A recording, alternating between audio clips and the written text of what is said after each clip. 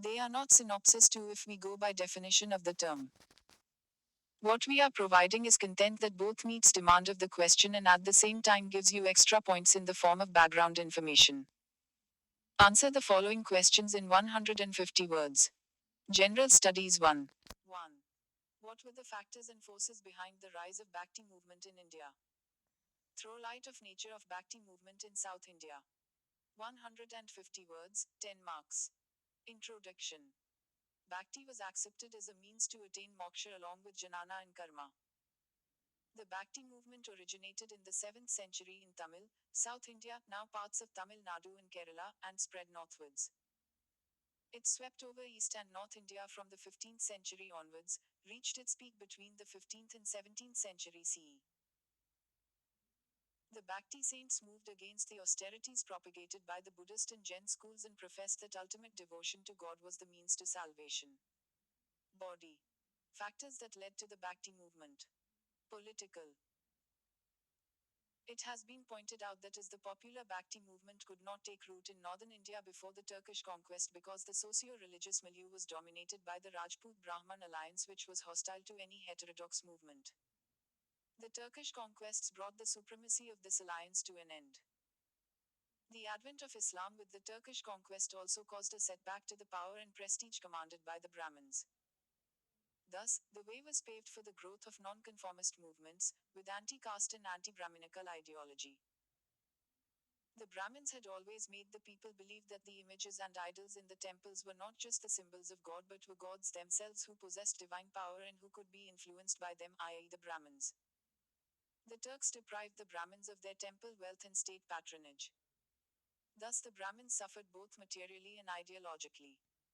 The nonconformist sect of the Natpanthis was perhaps the first to gain from the declining power of the Rajput-Brahman alliance. This sect seems to have reached its peak in the beginning of the Sultanate period. The loss of power and influence by the Brahmins and the new political situation ultimately created conditions for the rise of the popular monotheistic movements and other Bhakti movements in northern India.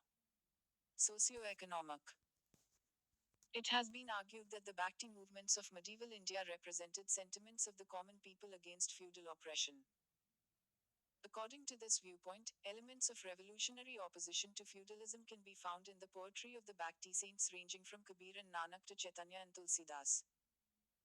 It is in this sense that sometimes the medieval Bhakti movements are an Indian counterpart of the Protestant Reformation in Europe. However, there is nothing in the poetry of the Bhakti saints to suggest that they represented the class interests of the peasantry against the surplus extracting feudal state. The Vaishnava Bhakti saints broke away from orthodox Brahminical order only to the extent that they believed in Bhakti and religious equality. Normally, they continued to subscribe to many basic principles of orthodox Brahmanism. The more radical monotheistic saints rejected orthodox Brahminical religion altogether, but even they did not call for the overthrow of the state and the ruling class. For this reason, the Bhakti movements cannot be regarded as Indian variant of European Protestant Reformation, which was a far greater social upheaval linked to the decline of feudalism and the rise of capitalism. Religious evils in the Hindu society. Hindu society was full of many social anomalies like rigidity of caste system, irrelevant rituals and religious practices, blind faiths and social dogmas. Common men in general had developed an adverse attitude towards these social evils and were in need of a liberal form of religion where they could identify themselves with simple religious practices. Complexity of religion. The high philosophy of the Vedas and Upanishads were very complicated for the common people. They wanted a simple way of worship, simple religious practices and simple social customs. Alternative was Bhakti Marga, a simple way of devotion to get salvation from worldly life. Role of religious reformers. The chief exponents of the movement were Shankara, Ramanuja, Kabir, Nanak, Sri Chaitanya, Mirabai, Ramananda, Namdev, Nimbarka, Madhava, Eknath, Surdas, Tulsidas, Tukaram, Wallabhacharya and Chandidas. They were the propounders of Bhakti movement and gave a call to the people to worship in the simplest possible way of devotion and love. Challenge from rival religion. The impact of the Muslim rule in Islam put dread in the heart of Hindu masses. The Hindus had suffered a lot under some of the fanatic rulers. They wanted some solace to heal their despairing hearts. Influence of Sufism. The Sufi saints of the Muslim community also inspired the movement. Some similar chords in the two evoked resonance. Nature of Bhakti movement in South India. The Bhakti movement was essentially founded in South India and later spread to the north during the late medieval period. This movement itself is a historical spiritual phenomenon that crystallized in South India during late antiquity. It was spearheaded by devotional mystics, later revered as Hindu saints, who extolled devotion and love to God as the chief means of spiritual perfection. The Bhakti movement in South India was spearheaded by the 63 Ninas Shaivite devotees and the 12 Alvas Vaishnavite devotees, who disregarded the austerities preached by Jainism and Buddhism but instead preached personal devotion to God as a means of salvation. These saints, some of whom were also women, spoke and wrote in local languages like Tamil and Telugu and traveled widely to spread their message of love and devotion to everyone, irrespective of caste, color, and creed. The South Indian Bhakti saints were critical of Buddhists and Jains who enjoyed a privileged status at the courts of South Indian kings at that time. They won over many adherents of Buddhism and Jainism, both of which by now had become rigid and formal religions. Bhakti saints from South India. Shankaracharya, a great thinker, distinguished philosopher and leader of the Hindu revivalist movement of the 9th century, who gave a new orientation to Hinduism.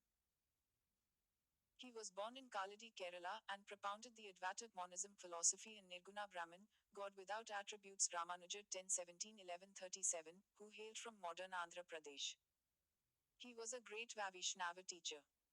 He popularized the cult of devotion to a personal God and emphasized that salvation can be achieved through the Bhakti Marga alone. He redefined the Vedanta philosophy by laying greater stress on devotional worship to a personal God who constituted the supreme reality. Wallabhacharya was another prominent Vaishnava saint from the south. He advocated a system of pure non-dualism. He glorified the intense love of Radha and Krishna. He advocated a universal religion that did not believe in distinctions of caste, creed, sex, or nationality. He insisted on the complete identity of both soul and world with the Supreme Spirit. His philosophy was known as Shuddhadvaita or pure non-dualism. Madhvacharya, a Vaishnava saint from the south, wrote as many as 37 works on Vaishnavism. His works mostly deal with the Bhakti cult based on the concept of dualism Dvaita, as distinct from the monistic philosophy of Shankaracharya. Basavana or Lord Basaveshwara was an Indian 12th century statesman, philosopher, a poet and Lingayat saint in the Shiva-focused Bhakti movement and a social reformer in Karnataka. He was a philosopher and a social reformer, who fought against social evils of his time such as caste system and the ritual practices of Hinduism. His teachings were based on rational, progressive social thoughts. His teachings and philosophy transcend all boundaries and address the universal and eternal. Akka Mahadevi, during the 12th century CE, Akka Mahadevi, also known as Akka or Mahadevi, belonging to the southern region of Karnataka, established herself as an ardent devotee of Shiva whom she addressed as Chenamallikarjuna. Conclusion. Bhakti cult was out of the box thoughts on religion. It was mainly against the common religious views, and most importantly, it was strongly against the caste system. With such long lasting impacts, the religious depression of the medieval society was set aside. The teachings acted as a healing balm to the suppressed classes. A deep rooted change came about to lay the foundations of a liberal and composite Indian society. Value addition. Salient features of the Bhakti movement. The Bhakti movement in many ways broke barriers of gender, class, and caste. At the same time, it shattered stereotypes associated with the perception of spiritualism, denounced orthodoxy and the rigid ritualistic practices of worship, and established a more personal and informal connection between the devotee and the divine. During the Bhakti movement, the lower classes rose to a position of great importance. The Bhakti movement gave equal importance to men and women, which gave way to the importance of women in society. The Alvas and Ninas initiated a movement of protest against the caste system and the dominance of Brahmanas, or at least attempted to reform the system. This is supported by the fact that bhaktas or disciples hailed from diverse social backgrounds ranging from Brahmanas to artisans and cultivators, and even from castes considered untouchable. Th. Ramananda opposed the caste system and chose his disciples from all sections of society irrespective of caste. His disciples included Kabir, a weaver; Ravidasa, he was a cobbler; Sena, he was a barber, thus emphasizing the equality among people of all occupations and caste. Sant Kabir aided the common people to shed age-old superstitions and attain salvation through bhakti or pure devotion. He criticized all forms of worship of idols. Guru Nanak condemned caste difference in rituals like bathing in holy rivers. His idea of religion was highly practical and strictly moral. Natpanthis, Siddhas and Yogis condemned the ritual and other aspects of orthodox religion and the social order, using simple, logical arguments. These groups became particularly popular among low castes. 2. Several walks of Indian life were greatly affected by the Turkish conquest. Throw light on its socio-cultural impact. 150 words, 10 marks. Introduction. The establishment and expansion of the Delhi Sultanate led to the evolution of a powerful and efficient administrative system. At its zenith, the authority of Delhi Sultan had extended as far south as Madurai. Although the Delhi Sultanate had disintegrated, their administrative system made a powerful impact on the Indian provincial kingdoms and later on the Mughal system of administration. Body. Background. The Muslim invasions into India had ultimately resulted in the establishment of Delhi Sultanate, which existed from AD 1206 to 1526. 5 different dynasties, the Slave, Khalji, Tughlaq, Sayyids and Lodis, ruled under the Delhi Sultanate. The Delhi Sultanate was an Islamic state with its religion Islam. The sultans considered themselves as representatives of the caliph. Socio-cultural impact of Turkish conquest on India. Social life. The Muslim nobles occupied high offices and very rarely the Hindu nobles were given high position in the government. The Hindus were considered zimmis or protected people for which they were forced to pay a tax called jizya. Local administration. The provinces under the Delhi Sultanate were called dictors. They were initially under the control of the nobles. But the governors of the provinces were called the muktis or wallahs. They were to maintain law and order and collect the land revenue. The provinces were divided into shiks and the next division was Pargana. Economy. After consolidating their position in India, the Delhi Sultans introduced reforms in the land revenue administration. The lands were classified into 3 categories. 1. Ikta land, lands assigned to officials as iktas instead of payment for their services. 2. Khalisa land, land under the direct control of the Sultan and the revenues collected was spent for the maintenance of royal court and royal household. Inam land, land assigned or granted to religious leaders or religious institutions. 1. IV. The peasantry paid 1/3 of their produce as land revenue, and sometimes even 1/2 of the produce. Art and architecture. The Turks introduced arches, domes, lofty towers or minarets and decorations using the Arabic script. They used the skill of the Indian stone cutters. They also added color to their buildings by using marbles, red and yellow sandstones. 1. The most magnificent building of the 13th century was the Qutub Minar, which was founded by Aibak and completed by Iltutmish II. Later, Alauddin Khilji added an entrance to the Qutub Minar called Alai Darwaza. The dome of this arch was built on scientific lines. Music. New musical instruments such as sarangi and rabab were introduced during this period. Amir Khusrau introduced many new ragas such as Ghora and Sanam. He evolved a new style of light music known as qawwalis by blending the Hindu and Iranian systems. The invention of sitar was also attributed to him. Urbanization. During the Sultanate period, the process of urbanization gained momentum. The number of cities and towns had grown during this period. Lahore, Multan, Broch, and Hilvara, Likhnauti, Daulatabad, Delhi and Jaunpur were important among them. Conclusion.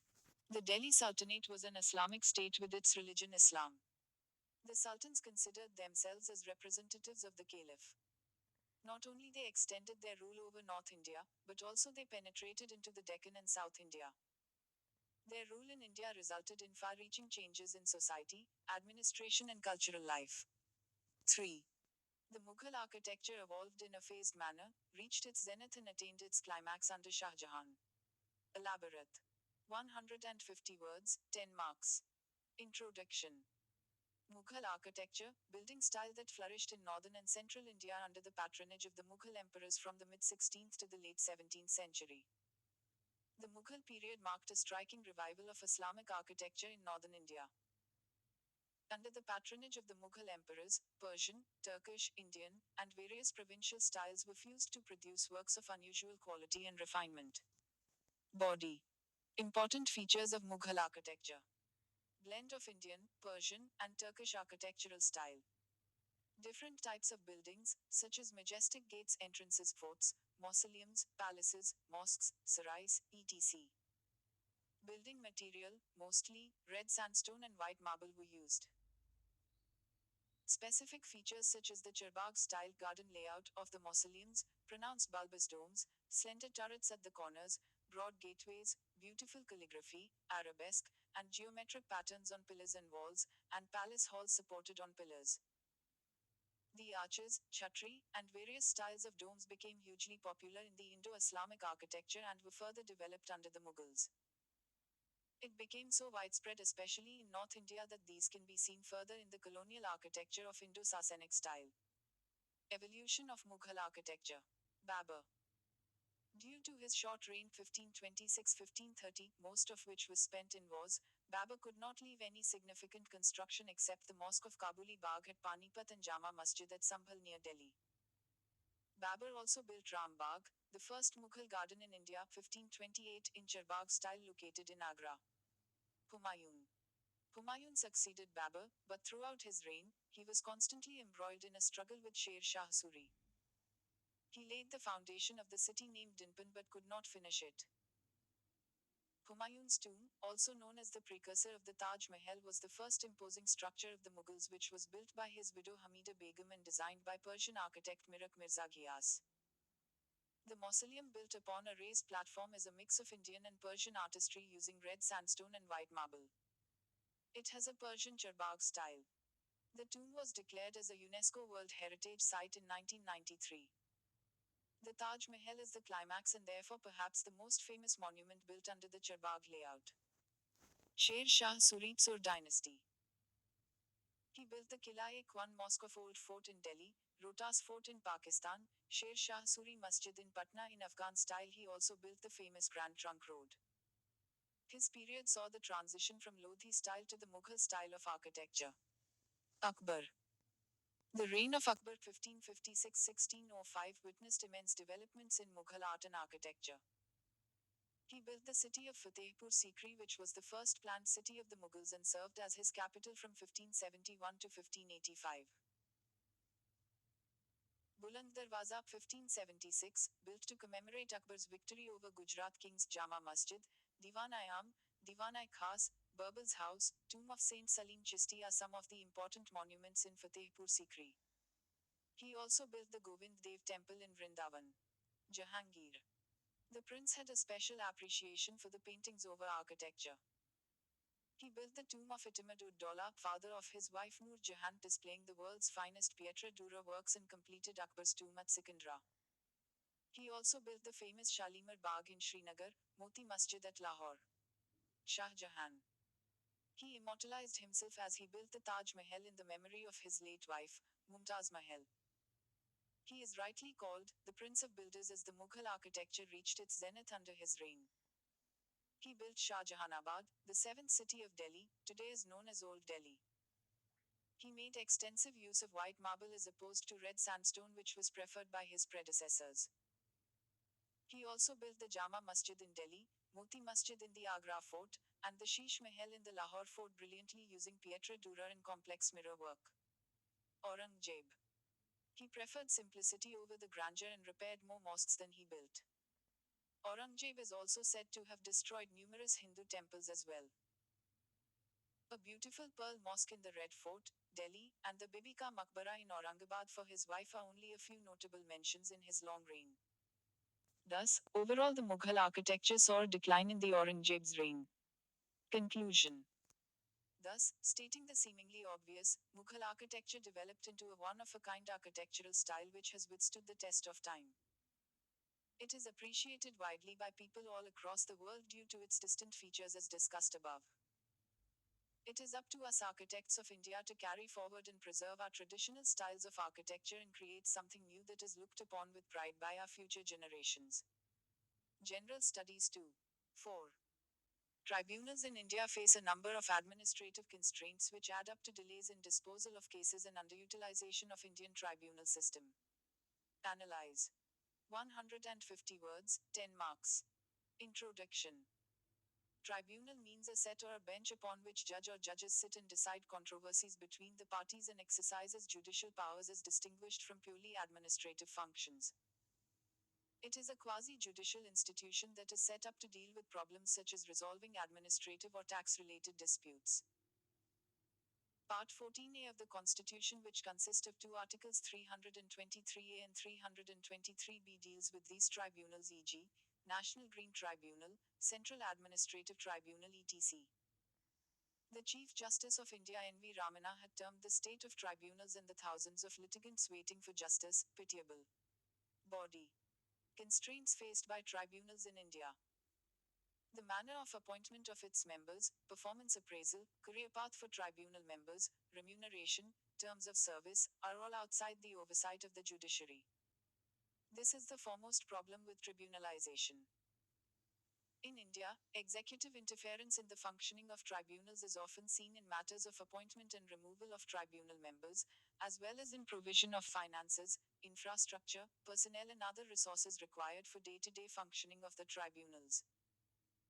Administrative tribunals, with their separate laws and procedures often made by themselves, puts a serious limitation upon the principles of rule of law. Most of the tribunals do not enjoy the same amount of independence of the executive as do the courts and the judges. Recently, the Chief Justice of India N.V. Ramana led bench of the Supreme Court pulled government for the rising number of vacancies in various law tribunals across the country. The bench asked the centre to clear its stand on the urgent need to fill these vacancies. The civil and criminal courts have a uniform pattern of administering justice. A uniform code of procedure in administrative adjudication is not there. Administrative tribunals are manned by administrators and technical heads who may not have the background of law or training of judicial work. At times they adopt summary procedures to deal with cases coming before them. In Chandra Kumar case, SC held that the appeals to such tribunals lies before the court and hence defeats the whole purpose of reducing burden of the superior courts. Since the tribunals are mainly chaired by the retired judges who are appointed by the government, so the present judges in courts may favor government in certain matter to gain political patronage in appointment to such tribunals after retirement. Lack of adequate infrastructure to work smoothly and perform the functions originally envisioned for them. There is a lack of understanding of the staffing requirements in tribunals. National Tribunal Commission, a way forward. The idea of an NTC was first mooted by the Supreme Court in L. Chandra Kumar v. Union of India, 1997. NTC is envisaged to be an independent umbrella body to supervise the functioning of tribunals, appointment of and disciplinary proceedings against members, and to take care of administrative and infrastructural needs of the tribunals. NTC will support uniform administration across all tribunals. It could set performance standards for the efficiency of tribunals in their own administrative processes. Giving the NTC the authority to set members' salaries, allowances, and other service conditions, subject to regulations, would help maintain tribunals' independence. The NTC could pave the way for the separation of the administrative and judicial functions carried out by various tribunals. A corporatized structure of NTC with a board, a CEO, and a secretariat will allow it to scale up its services and provide requisite administrative support to all tribunals across the country. NTC could function as an independent recruitment body to develop and operationalize the procedure for disciplinary proceedings and appointment of tribunal members. An NTC will effectively be able to bring in uniformity in the appointment system, meanwhile ensuring that it is independent and transparent. Conclusion. The tribunalization of justice was introduced to speed up the adjudication process, and they have been productive in their goal. The tribunals have carved out a distinct position in the Indian landscape by adjudicating several interesting issues.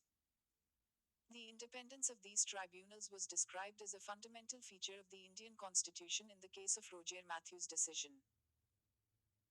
This fundamental feature must be encapsulated and maintained in reality through the creation of the NTC, which will be solely responsible for choosing, monitoring, and removing appointees to make sure that the tribunals are occupied with men of honesty and great behavior. Value addition. Tribunals and their mandate.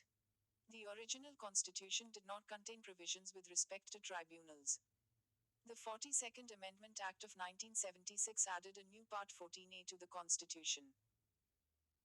This part is entitled as Tribunals and consists of only two articles: Article 323A dealing with administrative tribunals and Article 323B dealing with tribunals for other matters.